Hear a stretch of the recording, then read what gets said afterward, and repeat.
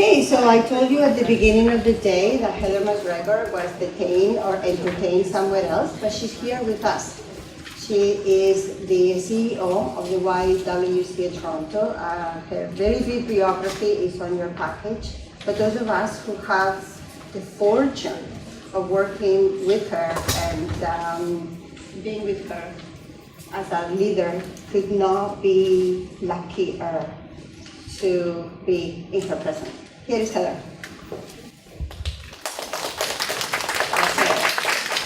Thank you. That's a very hard introduction to follow. But I really do want to welcome all you here today. And I just slipped into the back now and was kind of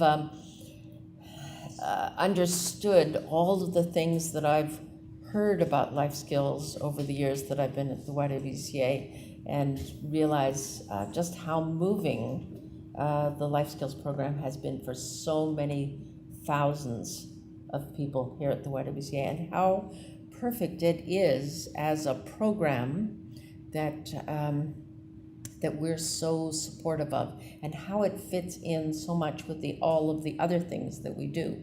So I don't know whether you know kind of the breadth of what the YWC does, but basically the programs that we have a lot of housing, from shelters and transitional housing to permanent housing. And in fact, we now have over 500 apartment units for single women and women with children, which is permanent, affordable housing. And we're very proud of that.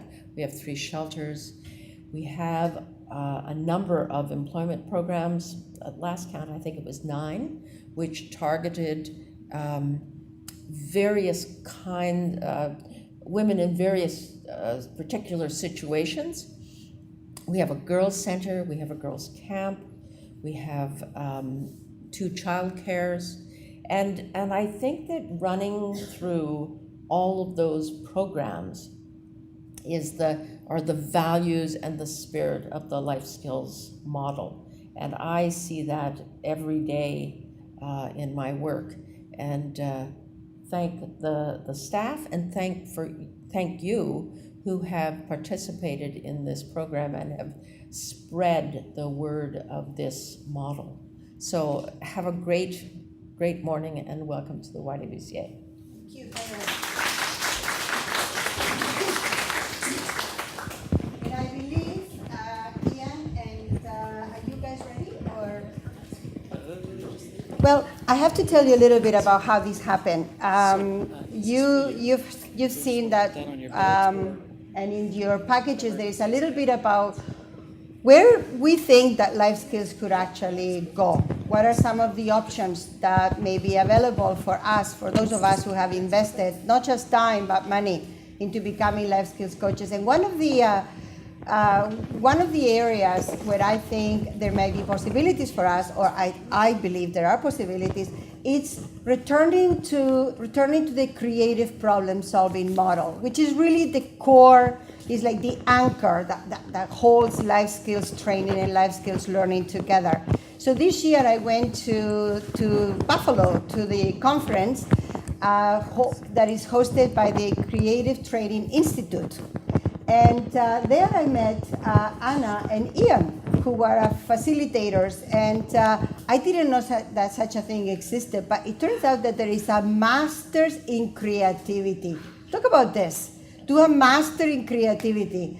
And honestly, so anyway, I got very curious, and we got to spend some time together attending courses. And in my case, I went fishing to the conference thinking, okay, I need new ideas. I want to see who else is doing life skills. Maybe they don't call it life skills, but bottom line, it is life skills. And that's where I met them. I was really lucky because I brought them here for you. And they're going to give us a glimpse of how life skills, not called life skills, but really life skills, is used in the corporate and the business sector. Very big in the US. So lots of learn for us in terms of what is possible. And here is a little sample of how it is used and how it is applied. And Really, it's an old duck with a new name. Is that how you say it? Yes, that's what it is. But so I'm leaving you here with them, and we're lucky to have them. Thank you.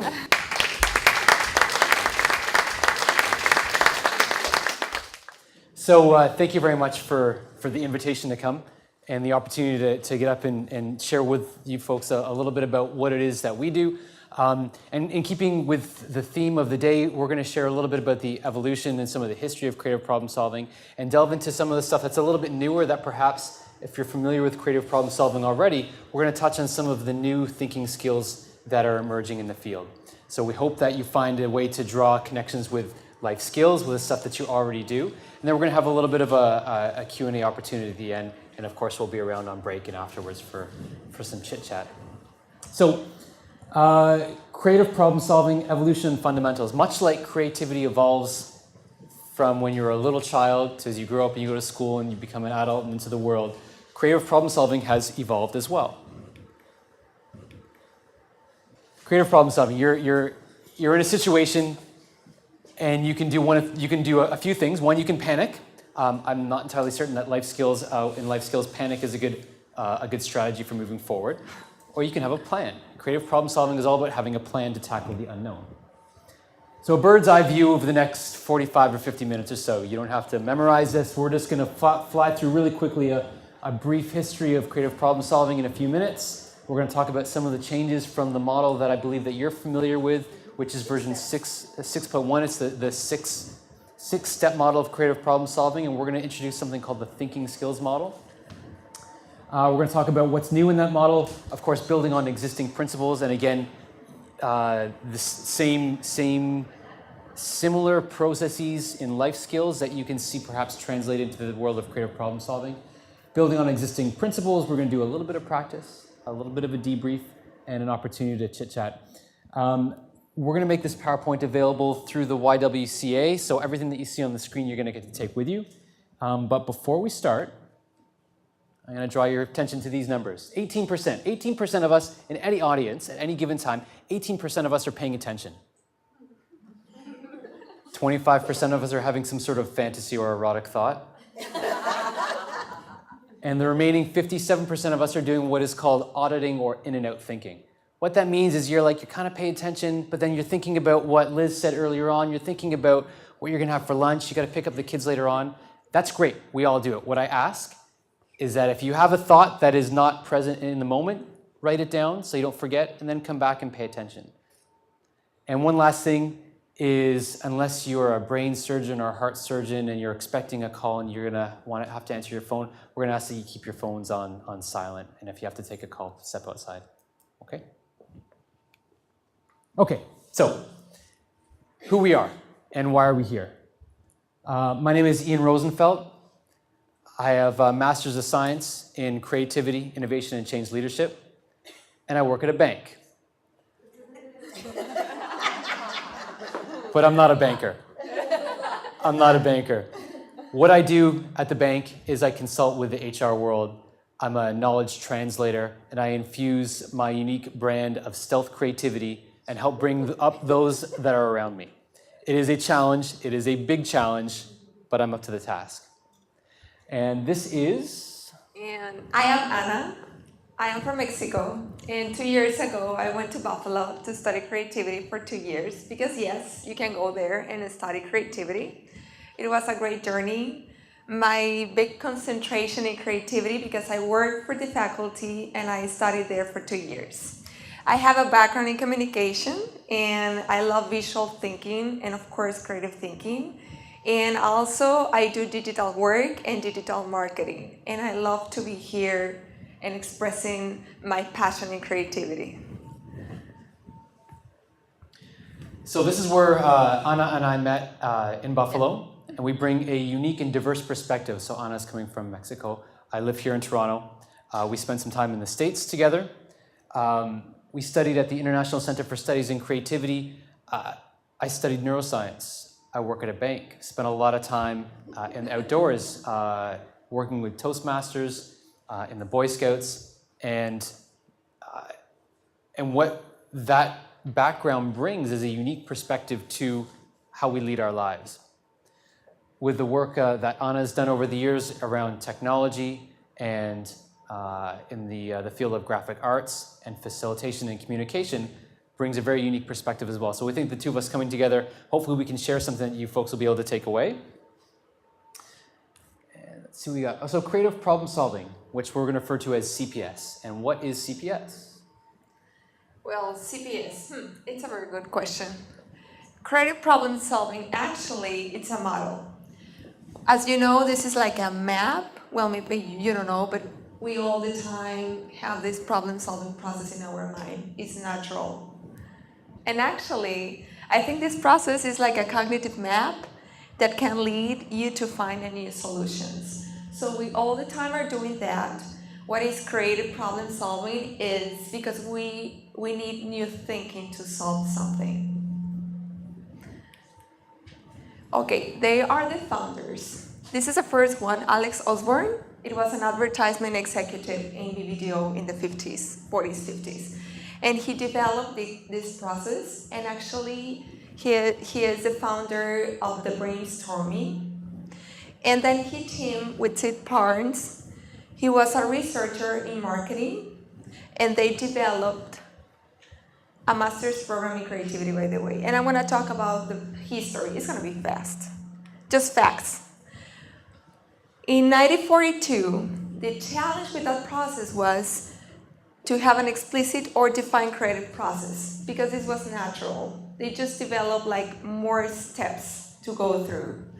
And it was focused on advertisement and businesses. And the outcome, by 1967, they have an initial CPS model, guidelines, tools for generating ideas. So what they did is, they just create like a model, like a visual model. They put a name and titles in each one of the processes. And then they came up with 7 steps. But actually, I think what happened with Alex Osborne is that he did this like a very intuitive. He didn't have conceptual terms in marketing and psychology. So Sid Barnes helped him to develop this process on this way.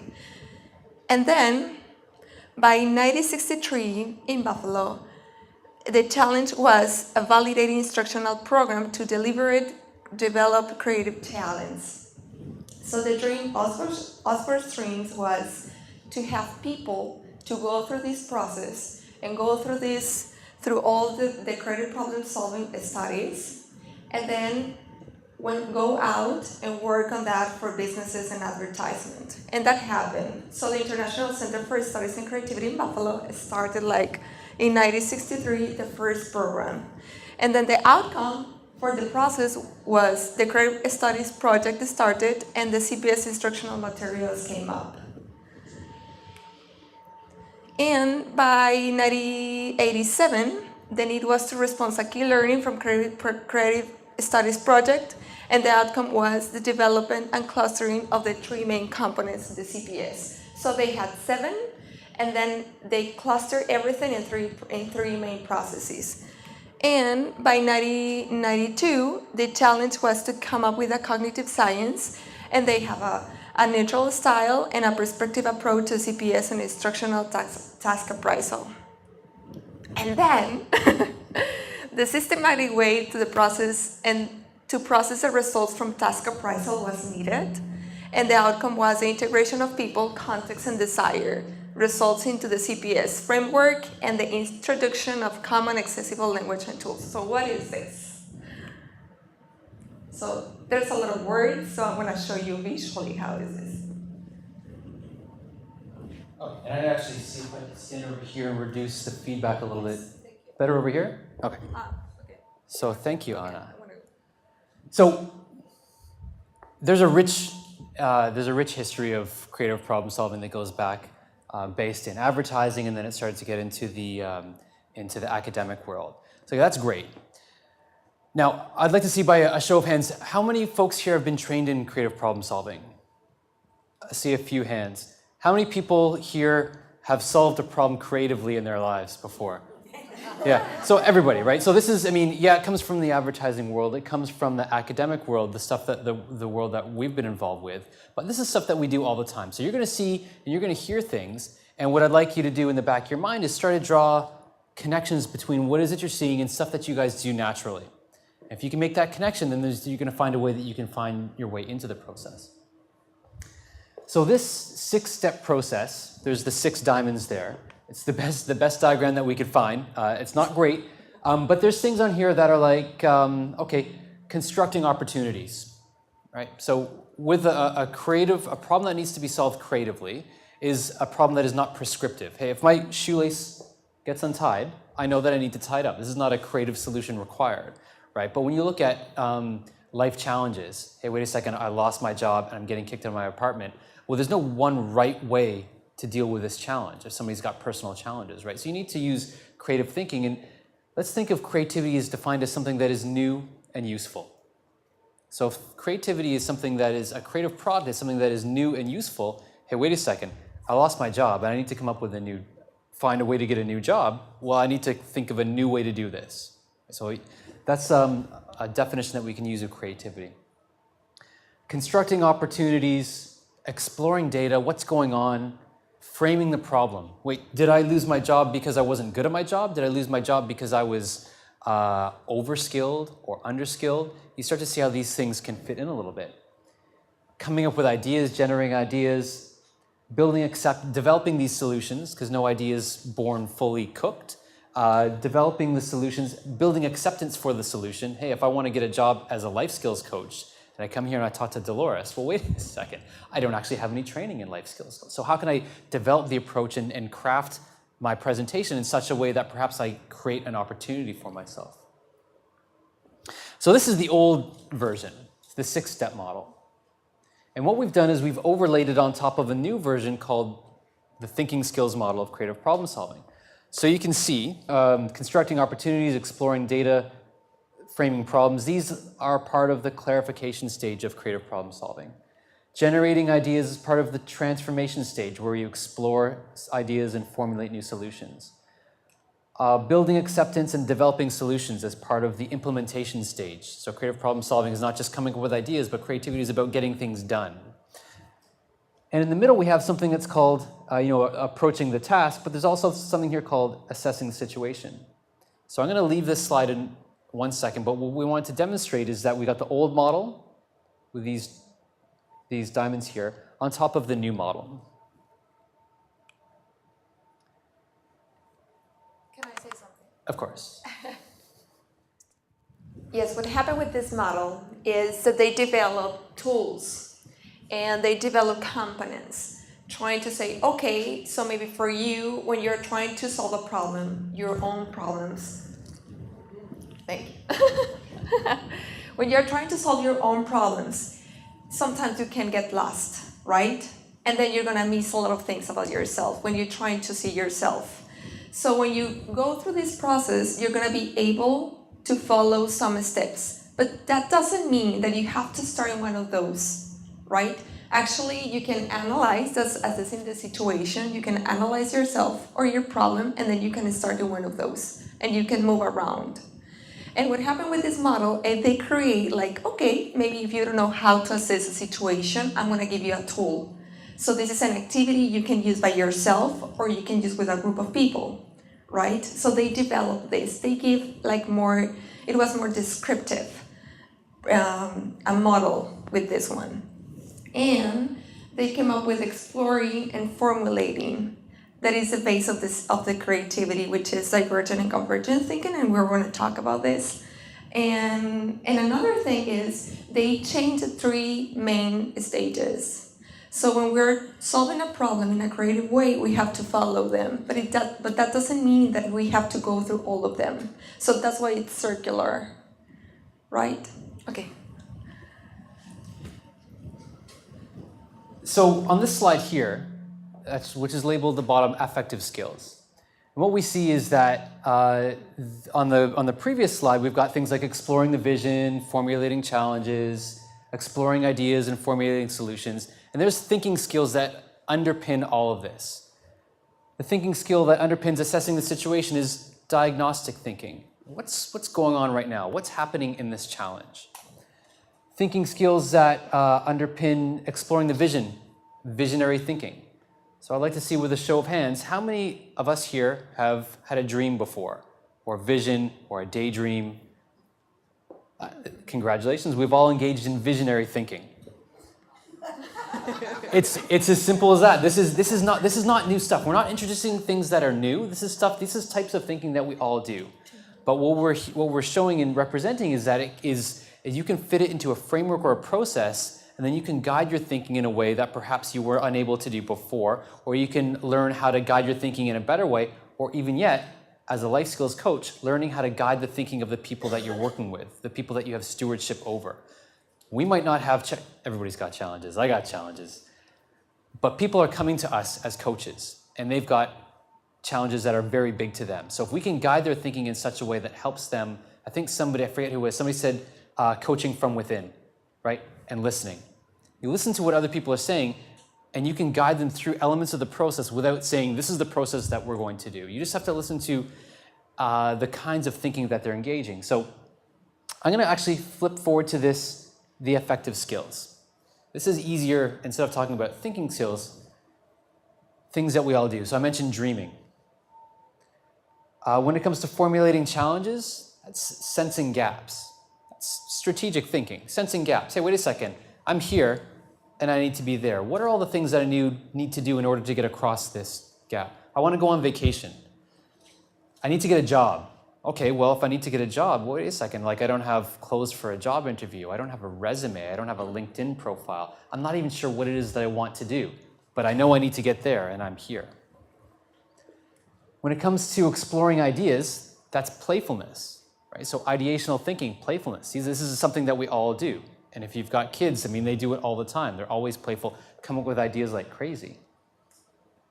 Formulating solutions. It's like, wait a second, let's not jump to conclusions just yet. Avoid premature closure. Let's wait a second, see if we can develop our ideas a little bit more before moving forward. Sensitivity environment is just exploring acceptance. If I want to implement something, I need to be aware of who do I need to influence, who might influence the implementation of this plan. And tolerance for risk, formulating a plan, that's tactical thinking, that's getting things done. So if we want to implement something, we need to be aware of all the things that are involved in the implementation that might support, help, or hinder. So for example, the rules, the laws, the guidelines, if you want to do something in this building, if we wanted to have a water slide up here, maybe that might not be the best way to move forward. It's about being aware of the tolerance for risk and aware of the environment when you're implementing something. So actually, I wanted to take a brief moment, and I see folks sort of scribbling down, I see a couple of nods and stuff like that. We're really highlighting the essence of what we have around the thinking skills model of creative problem solving. I wanted to ask if there's some things that you guys have seen on the slides that you can see that fits with coaching, that fits with your personal challenges, your personal lives, or your professional lives in any way. I like the new and useful problem solving because I think we always think we need to reinvent the wheel, and as we're listening, we find that that's not necessarily so. So I think it sort of puts it back into the framework of perspective. Absolutely, and you can actually add new and useful for a time, because what's new and useful for me might not be new and useful for Anna. In the back. I appreciate the separation or the distinction between the affective skills and the cognitive skills when it comes to the model. Different domains of learning, I think they can really connect with the affective side more and understand and process it than learning from the cognitive side. Absolutely, and in case folks didn't hear talking about the separation, the differentiation between cognitive and affective skills. If I work at a bank, I might not go in and say, okay guys, let's see how playful can we get around these ideas. That's not going to work. It's about understanding the audience a little bit. So thank you. I think a lot of it is actually, like this lady said, coming from a different perspective and reframing of thinking of clients. And they know what's best for them, but exploring that and allowing them to explore it in a safe environment where they actually know what they need to do, but they just don't have the ability to do it when they can. Absolutely. Thank you. I just want to add something more. When they develop the affective skills, they figure out that every time we're feeling, even when we are thinking, because actually our thoughts make us feel something. So they said, okay, so if we have to explore our situation, what do we need to have? What are we feeling about? And they develop each one of these affective skills, trying to set up, imagine a room when people are working in a creative problem solving in skill and in challenges, and they have to say, okay, so we need, for example, now we have to generate ideas, so we need to play. And then you have to set up the room and set up the people and try to help people to play. So if you gather the cognitive and affective skills at the same time, it's going to be powerful if you follow this model. I like to comment because this is what really got me hooked when I was introduced to this model in Buffalo. Because in the world of life skills, right, we train people whose lives are not at their best. And feelings are critical, right? Only when you're feeling that you can do something, then you have the courage to actually get up and do it. And some of our job is to actually bring our clients to that point where they say, okay, now I believe I can do this, and I want to do it, right? And the separation of the thinking and the affective skills, it gives us like two wheels. It's like we were running a car with one wheel, and now we can run the same car with two wheels. And really give us, or I think it can give us that balance of really knowing when it's time for really more of the critical thinking kind of activity or workshop or topic, and the time to bring them to the affective realm and really explore some of those things that hang on to them, that allow them or prevent them from moving forward. So I talked to you before, and I'm not taking it over. I talked to you before about what we can do, where we can go, who are our allies and who are our foes. And I think this is one of our allies. Seriously think that this has given us new tools to look at what we do and make it even more creative, more fuller, richer in depth. And I'm sitting down. Thank you, Dolores. And we're actually going to touch on a brief experience in a little bit that I think develops on what you're talking about. But it's the joining the head and the heart, and doing so in such a way that's safe and is individual and is right for the individual. Of course, creative problem solving builds on existing principles, and these are the separation of divergent thinking, coming up with ideas, going wild and crazy with your thought patterns, and convergent thinking is when you need to be decisive and really choose and develop in order to move forward. So we've got these up here. Again, you're going to get a copy of this. The copy will be made available. A few folks familiar with the separation of divergent thinking and convergent thinking? A few yeses and a few nos. Really, it's the one of the heartbeats of creative problem solving. Has anybody been sitting in a meeting? A brief question. Has anybody ever sat in a meeting where the boss, the manager says, "We need to come up with an idea, a bunch of ideas, or the right idea"? And somebody puts their hand up and says, "I've got an idea," and you say what the idea is, and the manager says, "No, that's never going to work." Yeah, of course. What happens to the rest of us? I'm not going to shut down. I heard that. Yes, shut down. You don't want to say any more ideas. Imagine, the separation of divergent thinking and convergent thinking is, let's come up with all the ideas now. We're going to have plenty of time to shut them down later on. But let's come up with as many as we want. And then we will converge and we will apply affirmative judgment and stay focused and check our objectives in order to choose which idea we want to develop and move forward. So it's a separation. We want to curb stop and go thinking. I got an idea, that's not going to work. I got an idea, that's not going to work. I'm getting tired of even saying this. I got an idea, that's not going to work. We want to strive for dynamic balance when it comes to our thinking. All the ideas diverge over here and converge over there. When we start to work in tandem and you work in groups and you start to work it together, you can move forward much more quickly and much more effectively. Okay. And I want to add something in divergent and convergent thinking. I usually put up posters with the guides when I'm facilitating the CPS process. And I just realized that if you encourage your group or yourself to follow the guidelines, something happened with the communication between the group, and it flows very well. Everybody has the chance to say, this is my idea. So since they have to follow the rules, nobody can say, I don't like your idea, right? Because first they are working on the divergent thinking, and as soon as they stop, they have to follow the convergent thinking rules. So I think it's powerful, not only for creativity, but when you are allowing yourself to say something with you and with the people. And okay, I'm gonna tell you a story.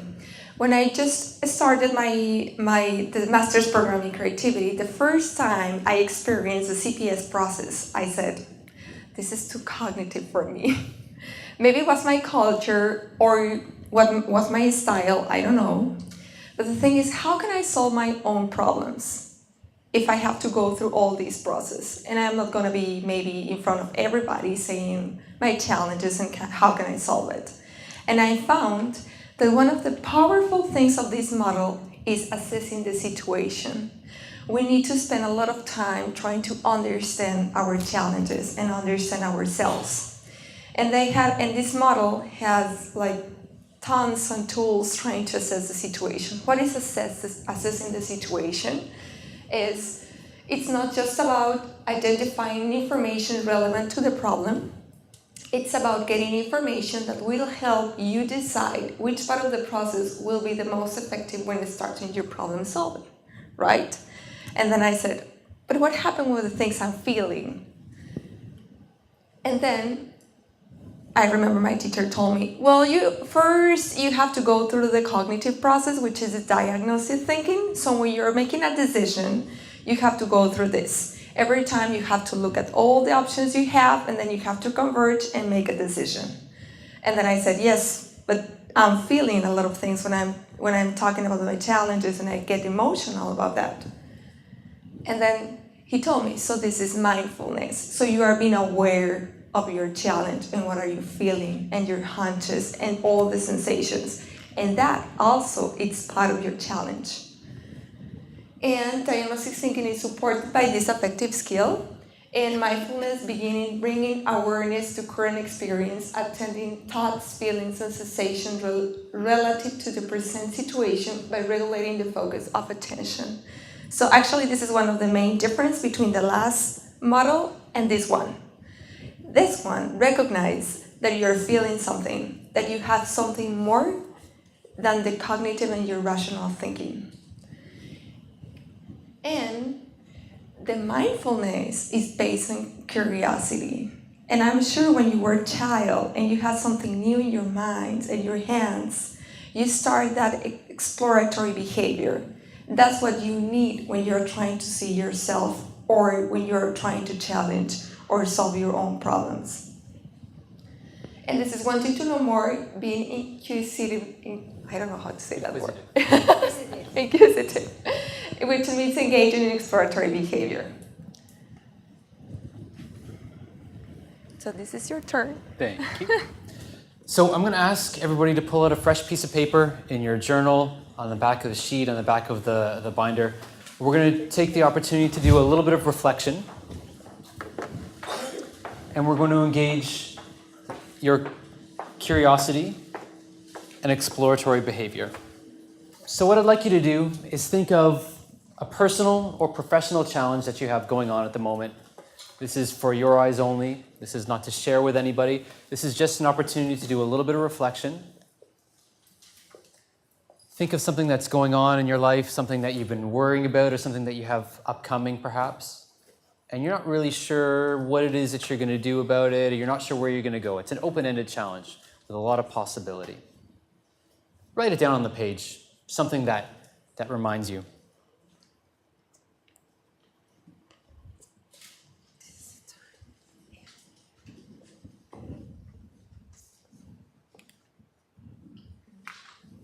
Okay, so when you're ready, I just want you to put your pen down just for a moment. If you feel comfortable closing your eyes, take a deep breath in Exhale. Take another deep breath in.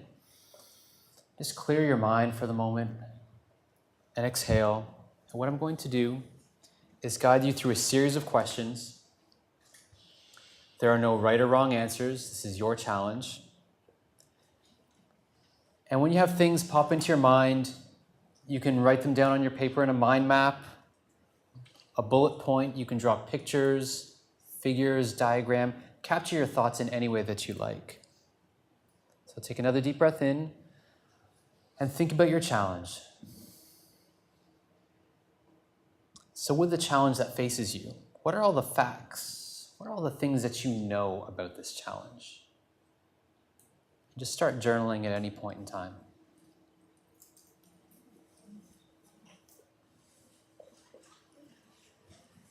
Who might be involved?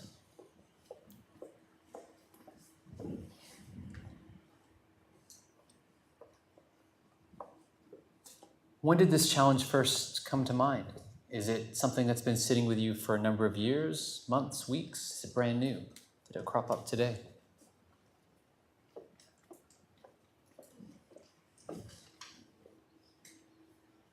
Have you handled similar challenges to this in the past?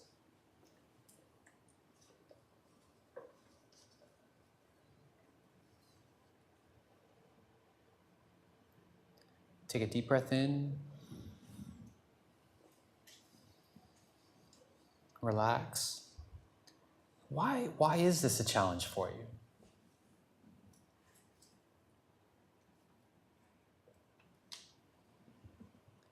As you think about and reflect on this challenge, this problem that you're facing, how do you feel?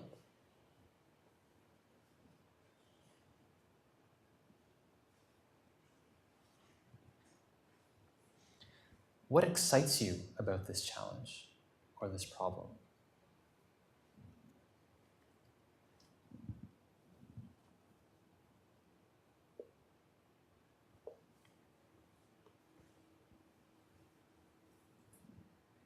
Is there anything about it that makes you anxious or nervous?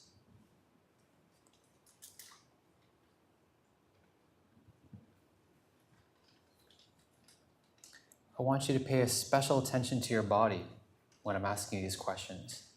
Is your heart speeding up? Are you feeling relaxed?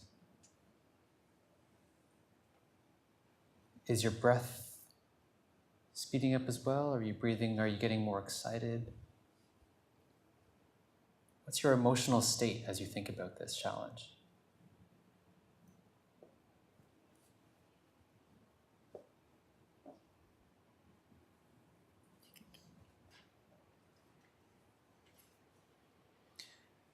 How do your beliefs, your values, your culture, your religion, do they come into play?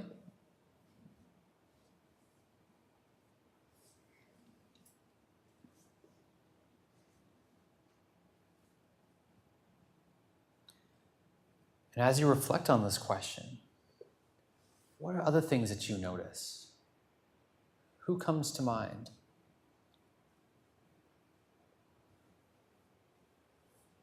And that all-important question, what is your gut telling you?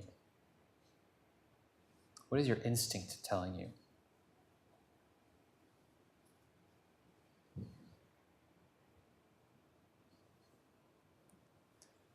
And have you noticed any signs, either internally or externally, that might influence you as you think about this challenge?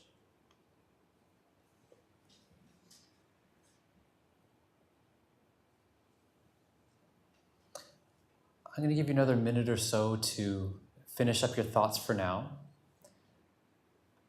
And I want to also let you know that this is something that you can incubate on. Incubation is a wild card when it comes to creativity. This is not about making a decision right now, but with the thoughts, feelings that you put on the piece of paper, just let them sit in the back of your mind for a little bit. And you can always come back and continue.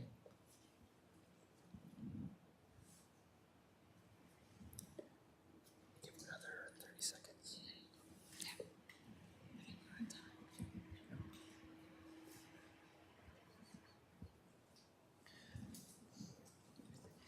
just going to kind of wrap this up a little bit.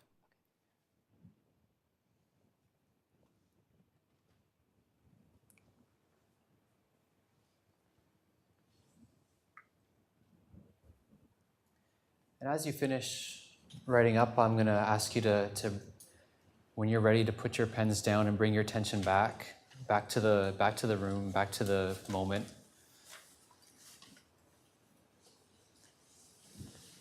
I'll get you to shake your shoulders a little bit and take a deep breath.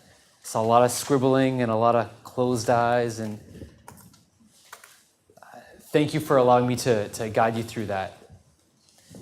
Now, when you come back to this, and you will, if this is a challenge, an open-ended problem, we're all going to come back to these challenges, is with the thoughts and the feelings and the hunches and so forth, the stuff that you jotted down, if there's anything new there that you hadn't considered before, any new insight, any new piece of information that you had not thought of, in what ways might you reframe your challenge to include some of this new information? So that's something for you to think about and to consider later on today, when you have a quiet moment, tomorrow, next week, when you have some peace of mind to continue this train of thought. What I wanted to do now is just a really quick debrief. And we asked a bunch of questions that were deliberately around facts, feelings, and hunches to build in some of the more affective sides. So we have the cognitive, what are you thinking about? The affective, what are you feeling? And this is a tool, in fact, it is called Facts, Feelings, and Hunches that I guided you through. And when it comes to creative problem solving, when it comes to life skills, often, you talk to your family, you talk to your friends, you talk to your siblings, your colleagues, often it's like, what do we know? What are the facts? What is going on? What is absolutely certain that we know about this? That's 1/3 of the circle. Yeah, you could spend all your time thinking there. And in fact, creative problem solving spent a lot of time just looking at facts. But what I did is actively engage your emotional intelligence. I actively engaged the body. I tried to in the brief moment that we spent, asking you about your intuition and your feelings. I just want to see quickly, perhaps with a show of hands, did anybody consider something that they hadn't considered before around sort of their emotional perspective on this challenge or their intuition? Did anybody consider something new that they had not considered before with this challenge? A couple of hands. This is a really powerful tool that you can use in life skills, and I'm sure a lot of you use something very similar, but when you apply it to creative problem solving, it becomes even more powerful. And really, what we think of diagnostic thinking and mindfulness and curiosity, we use these types of thinking skills and these feelings, affective skills, and we can consider them as a GPS for CPS. Because with this information, you've done the diagnosis, you've gathered all this information, it's like, okay, well, that's great. Where do we go next? This is not for you guys to look at right now. This is our second to last slide, and it just gives you an example. When you gather that information, if you look at the words that are up on the screen, and if your challenge says, hey, I'd really like to elaborate on this, I'd really like to explore this or develop this, you can start to do a keyword search. And if you're looking at elaborating or developing or expanding, maybe you jump into you're looking at formulating a solution. If your challenge is, wow, I really need to learn more or clarify or understand better about a particular situation, maybe you jump into formulating challenges. If your challenge is, I would really love to come up with a place that my family can go on vacation where we can all have fun. You jump into exploring the vision up top here. So this is just a teaser or to highlight the essence of the power of creative problem solving. We had a brief moment, but as you can see, there's lots of places that you can go. This is just a keyword search. There are lots of places you can go with this, and you'll have the opportunity to continue thinking about your challenge and thinking about it from this perspective. Did you have anything you'd like to add, Anna? Yeah. Well, I think it's, when I thought of that, like having all these words in front of you, I said, well, this is too much for now, right? And we don't have enough time. to go through all the process. But I think it's important to recognize that words have different meaning for us. And if we can recognize these words, we're ready to know what part of the CPS process we have to work, right? And as I said before, we don't have to go through all the process. Maybe we only need to think of a piece of the process and then spend time and time trying to work on that. And I just want to say something I just got here. When I was doing that with Ian, I got something that's powerful for me, and it is curiosity. And I said, oh, this is so interesting. Curiosity is exploratory behavior. And I realized that when you look at your problems with curiosity, you always want to know more about that. And when you look at your problems or your challenges with fear or concern, you prefer to avoid them. And the part of the CPS process is trying to give you the chance to be curious about your challenges. And I think that's powerful. And it was powerful for me trying to develop this presentation. And next.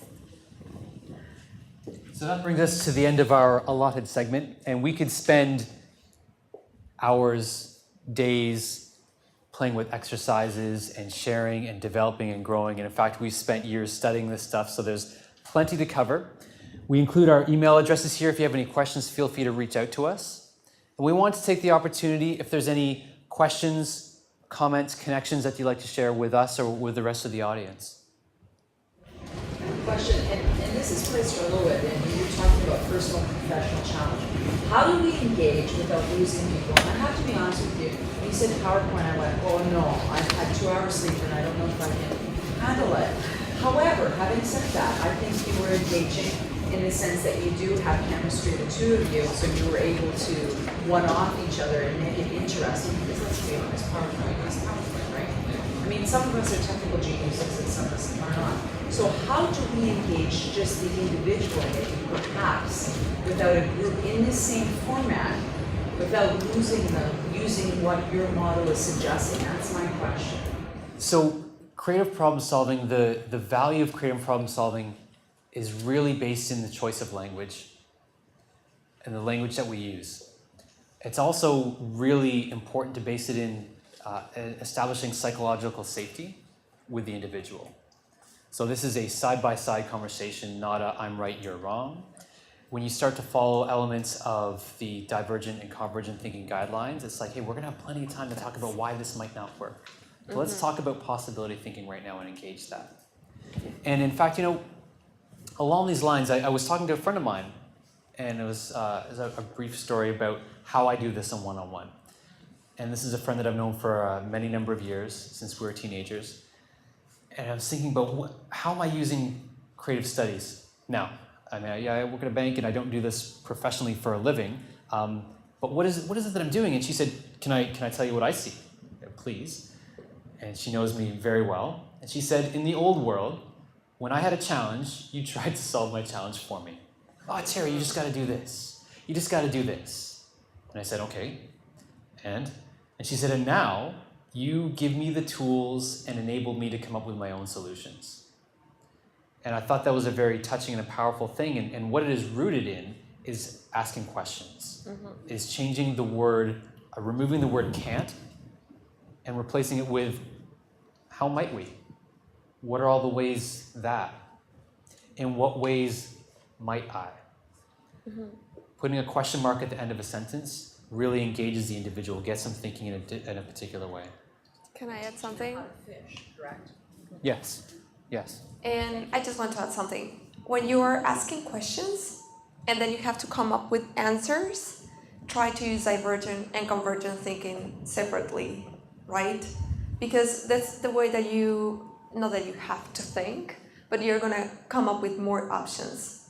So when you're developing like this, like how can I engage these people through different activities, not a PowerPoint, is go ahead and diverge and come up with ideas, a lot of ideas, more and more, and try to use the questions to guide your thinking, and then converge. And then you're gonna have a very good developed presentation without PowerPoint or using different resources. Right, like the example, if I just further to that one, Adam, when we were training here last year, I thought that was very powerful. They asked us to do a self-portrait. Lord, I can draw a stick person. But it really wasn't that. It wasn't as explicit as a self-portrait. It really was an evaluation of words of who you are. So I was already in panic mode thinking, I'm going to have to, But it was an exercise in futility, and it taught me how to listen, back up. Right, and so that diverge, converge, that whole thing, that's very powerful. So I see how that works. So that was good. Thank you. We have a question. You have a question, yeah. One question, actually, it's almost like, who was just speaking, you almost answered it. Okay, so I love the model, the formula, the structure, and to me, that's all kind of floating around an example. So you two are very good at playing off one another in terms of creating the chemistry and engaging us. Is it possible that you do a mini role play improv of what this is all about? Because that's the way my brain works, and I need to see it. I need to see it. Can you do that? Absolutely. Yeah, of Okay. course. Do we have time To do the whole process, to do a little improv? 8 minutes. How many minutes? 8 minutes. We have eight? Okay. So is that something that would be useful for you folks? Okay. If you give us You give us 10 seconds, 10 seconds, to confer. All right, we're going to time.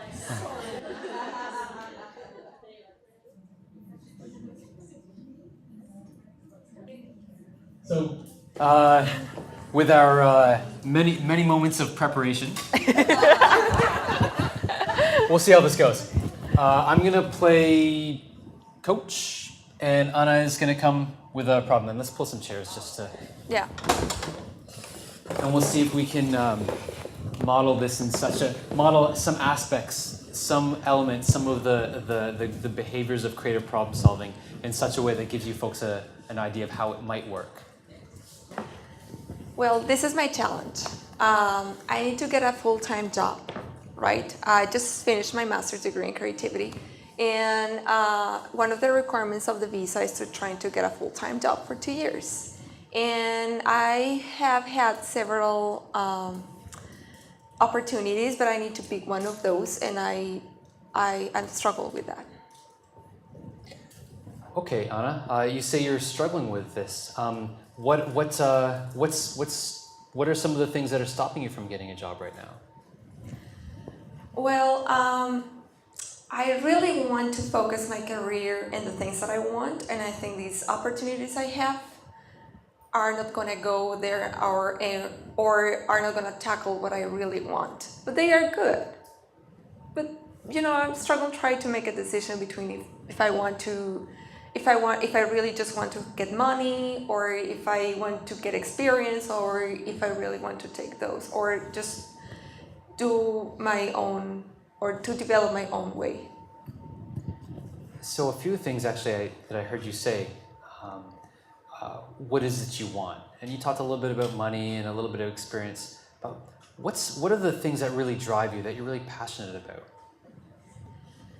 Well, one is everything that has to do with the visual thinking and design and visual work, and another one is creativity and the facilitations in creativity.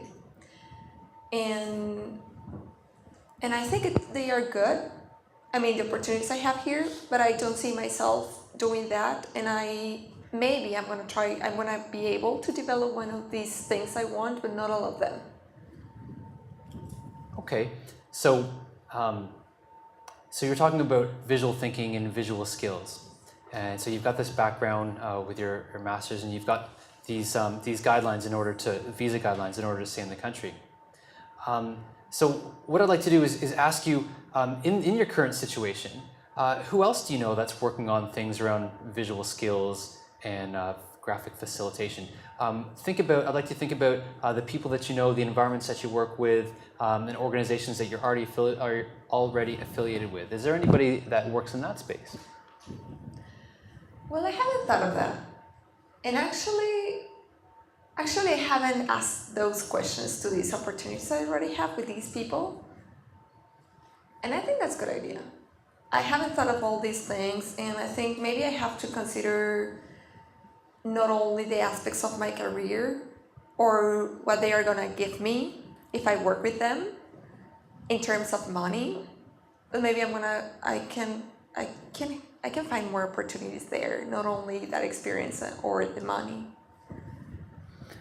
Okay, what I'd like to, as we finish off our session, our brief session, what I'd like you to, I'll give you a little bit of homework, and what I'd like you to think about is spend some time reflecting, not just all the things that you know about the situation, but some of the things that are driving you, what really drives you, what you do in your spare time, the things that you really enjoy doing around graphics and art and that sort of thing.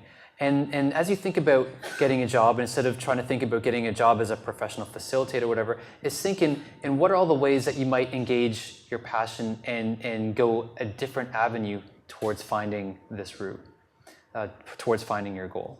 And what we're going to do next time is we get together and we're going to talk a little bit about your reflection, and we'll use some other tools and in order to drive the process forward and see if we can't help you out there a little bit. Do I have to write down something, or what should I do for my homework? For your homework, what I'd like you to do is keep a journal. And every day, whenever you come up with the sorts of things, is think about the things that really drive, that really spark your passion and spark your interest. Mm-hmm. And I know we're focused on getting a job, but I want to start to build the foundation of all the areas, and then start asking open-ended questions. Who are all the people that work in these areas? Mm-hmm. What are all the organizations that do these kinds of skills? So you're going to start to think about things that are not just academic institutions or perhaps technical institutions, but what other sorts of institutions. And if you get stuck, I want to ask yourself, what else? Where else? Who else? The power of adding else with a question mark. And I think if that'll guide your journaling and your note-taking for the next little while. We'll see where that leads us. Do you think I'm gonna be able to solve my problem in the next session? Because I need to make a decision. If you don't solve it in the next 4 minutes, we're getting kicked off the stage. That's the question. That's always the question. So what we was trying to do really is guide Anna's thinking in such a way to consider possibilities that she had not considered before, including some of the things like facts, feelings, and hunches, and to create connections, or to guide her thinking in such a way that allows her to create connections that perhaps are apparent to me, but perhaps not apparent to her. So we know the story of the bug in the rug, you can't see the forest for the trees. You're surrounded by all your problems and you've got tunnel vision. But if you've got tunnel vision, you engage somebody like a life skills coach or somebody who is unassociated with that, then it brings a new perspective that allows you to guide the individual. And just keep in mind that this process is for businesses and it's for advertisement, right? So it's powerful when you're doing with yourself in this team. But when you have when you're talking with maybe the account manager or an enterprise or a company, it's very different because you have to get involved, the group of people that are part of the company, and then it's a very different. So you have to go through all the people. So it's this is just a face-to-face example, but there are so many examples to use this process. Yeah. Was that helpful to a degree? Yes. Thank you. Thank you. I think we're at time. So thank you very much for the opportunity to come here. It's a fantastic facility, and the YWCA does great work in the life skills program. So congratulate yourselves for 40 years, and here's for another 40.